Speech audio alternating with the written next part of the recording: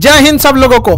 देखिए, हम सब का जो एक सपना था कि कैसे यूपीएससी जैसे बड़े सिलेबस को कैसे उसे पूरा किया जाए और गांव-गांव तक के बच्चों को भारत के सबसे बेहतरीन शिक्षकों से शिक्षा दिलाई जाए। इसी क्रम में जो हमारा पिछले 6 महीने से हमारा जो पूरी तैयारी चल रही थी कि कैसे इस शिक्षा को गांव के बच्चों को ये ताकि एहसास हो, उनको लगे कि नहीं शिक्षा इतना बेहतरीन हो सकता है और पढ़ाई भी इतनी इंटरेस्टेड हो सकती है। इसके लिए उसने बेहतरीन शिक्षक की भी जरूरत होती है। 6 महीने से हम सर को तलाश रहे थे ऐसे शिक्षक को। आपको ही पता है कि हीरा ढूंढने में कितना टाइम लगता है यहाँ पर। और कई लड़कों का कहना सर इतना टाइम क्यों लग रहा है, तो भैया झोपड़ी बनाने में टाइम नहीं लगती है, महल बनाने में सबको समय लगता है। तो इसी क्रम में हमें चाहिए थे इतिहास के एकदम बेहतरीन से बेहतरीन, भारत के सबसे बेहतरीन शिक्षक की कड़ी में हम आधुनिक भारत के सुकरात के पास आ गए हैं। आज आप लोगों को रूबरू कराते हैं मणिकांत सर के, जो किसी भी परिचय के मोहताज नहीं है और इनके पढ़ाने का तरीका लाजवाब है।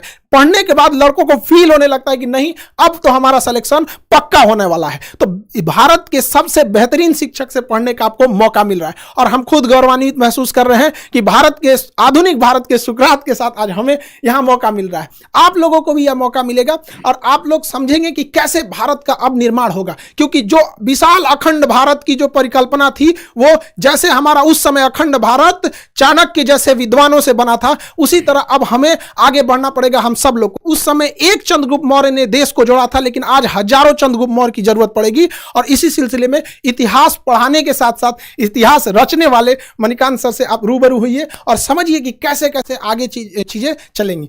Sir thank you very much Khan साहब। पहली बात तो मैं खान साहब को बहुत बहुत इस बात के लिए धन्यवाद और ज्ञापित करना चाहूँगा कि इन्होंने इतना बड़ा मिशन शुरू किया है। और मैं अपने स्टूडेंट्स को इस बात का भी जवाब देना चाहूँगा क्योंकि काफ़ी क्यूरियोसिटी उनको होगी। कई बच्चे साइट पर भी लिखते हैं कि सर बहुत खुशी हुई कि आप इस मिशन से जुड़े हुए, जैसे खान साहब ने आपको अखंड भारत कहा। मैं आपको इस बात का अभी मैं आपके साथ कुछ शेयर करना चाहता हूँ क्योंकि मैं स्टूडेंट्स मेरा अपना मानना है और जो खान साहब का भी मैं देख रहा हूँ इनका भी यह प्रिंसिपल रहा है कि मैनेजमेंट और स्टूडेंट्स के बीच, टीचर्स और स्टूडेंट्स के बीच कंप्लीट ट्रांसपेरेंसी होनी चाहिए। तो मैं पहले आपको बताऊं कि मैंने क्यों खान साहब के इस मिशन में शामिल होना स्वीकार किया। इन्होंने पहली बात जब कही तो मुझे काफ़ी इंप्रेसिव लगा। इन्होंने कहा कि देखिए ये कोर्स नहीं है, ये मिशन है, ऐसा मिशन जिसको हम पूरे भारतवर्ष में फैलाना चाहते हैं।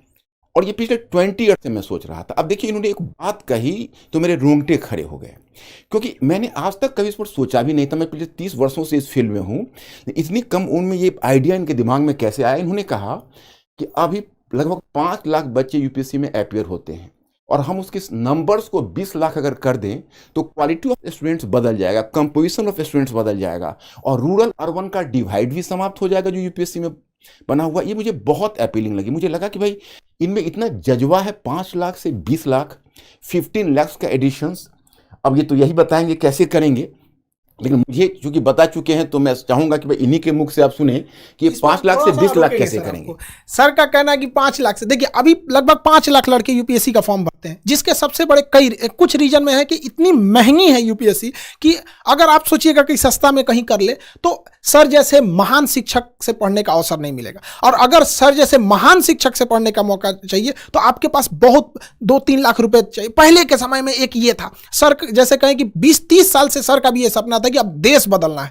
तो इसी सिलसिले में अभी क्या है कि गांव के लड़कों को इतनी कम फीस में भारत के सबसे बेहतरीन शिक्षक से पढ़ने का जब मौका मिलेगा, मणिकांत सर जैसे शिक्षक से पढ़ने का मौका मिलेगा, तो नए नए लड़के जुड़ेंगे। और जो अभी 5 लाख लड़के फॉर्म भरते हैं, अब आने वाले समय में 20 लाख लड़के फॉर्म भरेंगे। तो जो पहले क्या था कि डीएम, एसपी, बड़े बड़े अधिकारियों का सिलेक्शन इन्हीं 5 लाख में होता था और ये जाके भारत के 140 करोड़ लोगों को कंट्रोल करते थे। अब क्या है, इसका दायरा बढ़ाना है ताकि ज्यादा से ज्यादा बेहतरीन लड़कों का सिलेक्शन हो सके। गरीब लड़का जो गांव में है, उसके पास पैसे नहीं है, तो इसका कोई अपराध नहीं है कि वो सर जैसे महान शिक्षक से ना पढ़ सके। अब हम सारे लोग इसमें आगे बढ़ेंगे और ज्यादा से ज्यादा लोगों को यहां पे जोड़ा जाएगा ताकि देश निर्माण में आगे बढ़ाया जा सके। Sir thank you very much Khan साहब। इतनी बड़ी बात और मेरे ऊपर बहुत बड़ी रिस्पॉन्सिबिलिटी गिरी। मैं एक चाहूँगा कि एक बहुत ही कर्मठ सिपाही की तरह इस मिशन को जरूर आगे बढ़ाऊँ क्योंकि ये मैं पिछले 20 ईयर से, जैसा इन्होंने कहा 20 ईयर से मैं सोच रहा था। दूसरी बात कि मैंने खान साहब एक अखंड भारत शब्द का बहुत ज़्यादा प्रयोग करते हैं, मेरे सामने भी किया।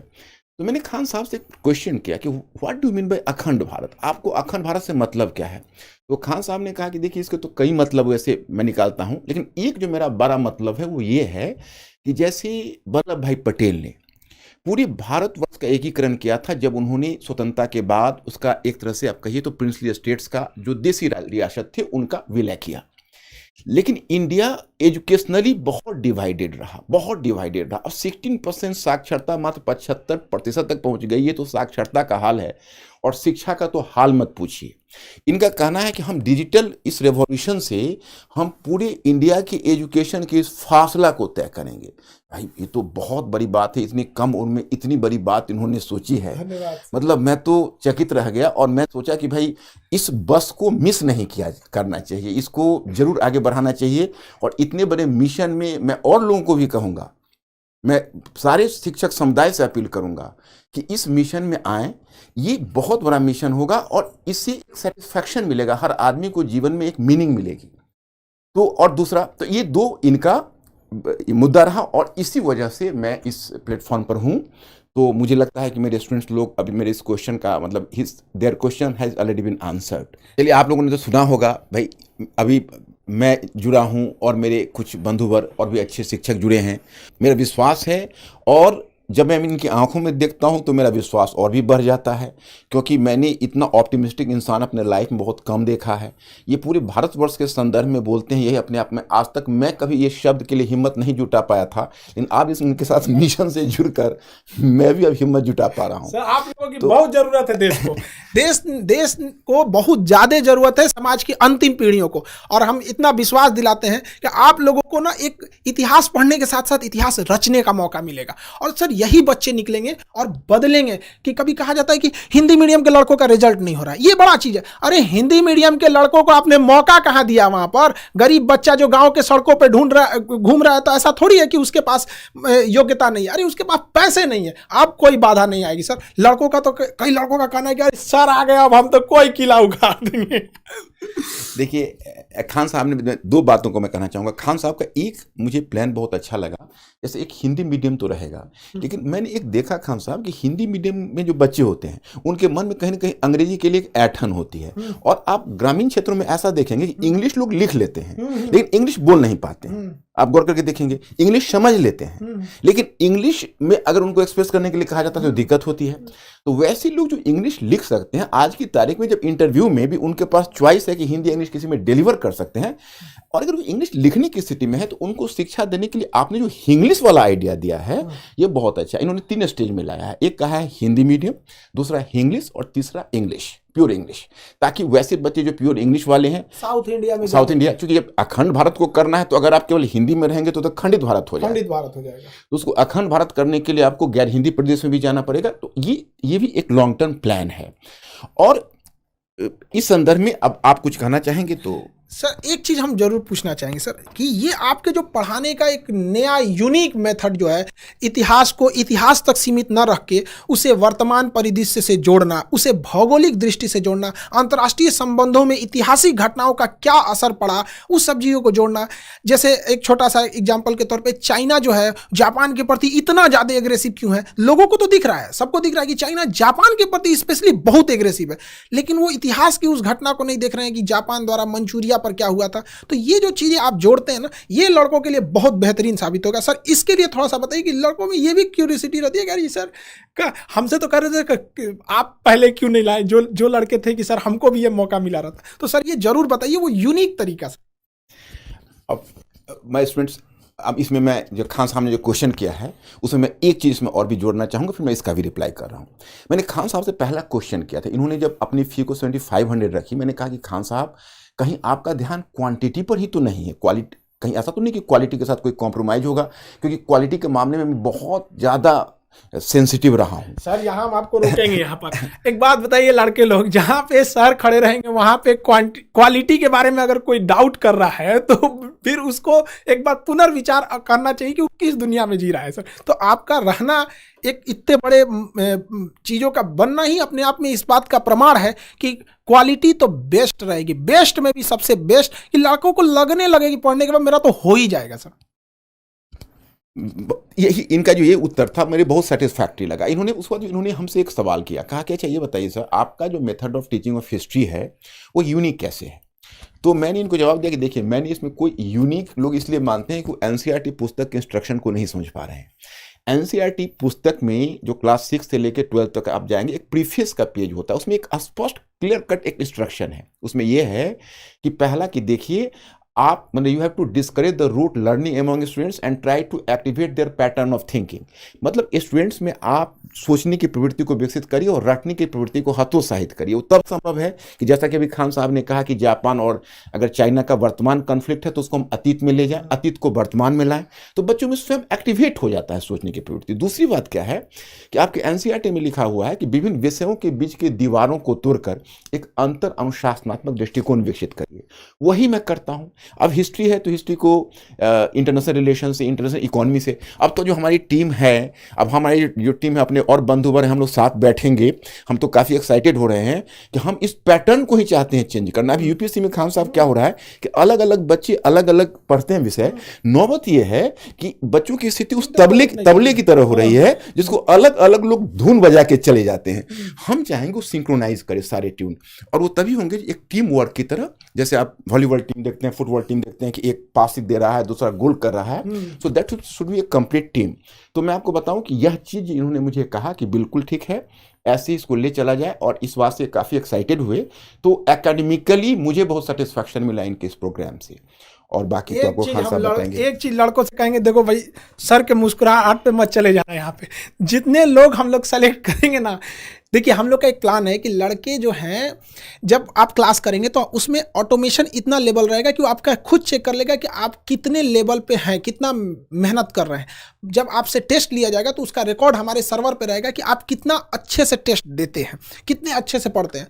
और हम लोगों की जो सिलेक्शन टीम है, अगर सेलेक्ट कर लेगी कि नहीं, अब आपको व्यक्तिगत रूप से अगर और मेहनत कर दिया जाए तो आपका सिलेक्शन पक्का होगा। तो आपको गाँव से हम लोग की पूरी संस्था, ऑर्गेनाइजेशन आपको वहाँ पे, यहाँ दिल्ली लाएगी, और उन लड़कों को स्पेशली पढ़ाया जाएगा। और जिन लड़के सर के आएंगे ना ये सर के अंडर में, तो सर अभी भले मुस्कुरा के आपको बता रहे हैं, लेकिन जब पढ़ाने के टाइम पे उतरते हैं ना सर, तो लड़कों को इस तरह से, जिस तरह गन्ना का रस कैसे निचोड़ लिया जाता है वैसे निचोड़ लिया जाता है। हमसे कह रहे थे कि खान साहब, लड़कों को बस खाने के लिए और सोने के लिए छूट देना है, अब बाकी यहीं ले आके पढ़ना है, तब जाके भारत बदलेगा। तो याद रखिए वो कमर कस लीजिएगा, ऐसे मेहनत करने वाले हैं। यहाँ सर बहुत आराम से कर रहे हैं, लेकिन जब सर पढ़ाने उतरते हैं ना, पूरी टीम हिल जाती है यहाँ पे। इसलिए आप लोग का क्या हाल होगा, इसलिए आप रेडी रहिएगा। और ये ज़रूरी भी है। अब मजाक, यूपीएससी मजाक की चीज़ नहीं है यहाँ पर। हम लोगों का जो सपना है इतना बड़ा, इतने भारत के सबसे बड़े बड़े शिक्षक जो भी भारत में हैं, जैसे सर ने कहा कि और भी हमारे साथ जुड़ते रहेंगे लोग, सब लोग,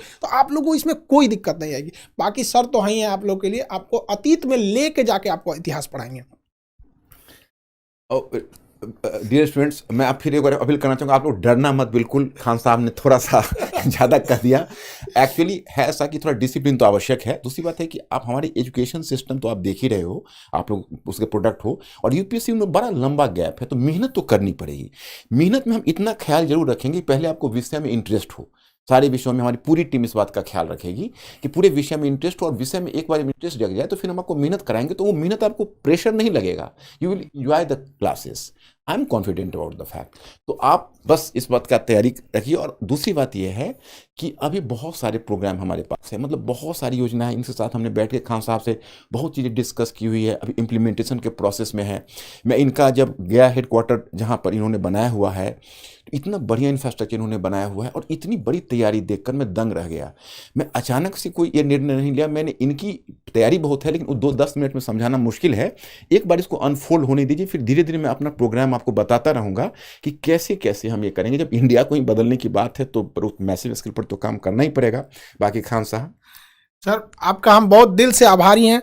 आप इस भारत को बदलने में एक महत्वपूर्ण सेनापति के रूप में अपनी भूमिका निभा रहे हैं। और देशवासियों को भी हम कहना चाहेंगे बाबू कि जिन लड़कों को ऐसे गांव में बैलगाड़ी पर जीवन बिता दिए, अपने गांव का सर लड़का मेहनत करके, एक हमारे यहाँ लड़का आया था सर पढ़ने, वो नदी से बालू निकाल के भरता था और उस पैसे से फीस देता था। हम कहे कि भैया ये फीस लेके हम भगवान को क्या मुंह दिखाएंगे, तुम सफल हो जाओ, यही मेरा सबसे बड़ा फीस है। तो जो लड़के इन बैलगाड़ी पे जीवन बिता दिए ना, हम आप बच्चों को कहते हैं मन लगा के पढ़ाई कीजिए, आपके माँ बाप आपको हम इस एम्बेसडर में ना घुमा दिए, हम लोग का ये सपना है, तब आप कहिएगा। अब वो गया जमाना, अब राजा का बेटा राजा नहीं बनेगा, राजा वही बनेगा जो उसका काबिल होगा, हकदार होगा। अब इस अखंड भारत के निर्माण में आप सब लोग लगे रहिए और आने वाली पीढ़ियों को यह बताइएगा कि जब यह भारत को बदला जा रहा था तो उस कड़ी में हम लोग भी शामिल थे। आई होप आप सबको समझ में आया होगा और बहुत जल्दी हम लोग इस चीज़ों को जुड़ते रहे। यूपीएससी बहुत बड़ी चीज़ है। अब इतनी कम 7 से 8 हज़ार की फीस में अब सोचिए 2-3 लाख वाले फीस को इतना सप्रेस किया गया।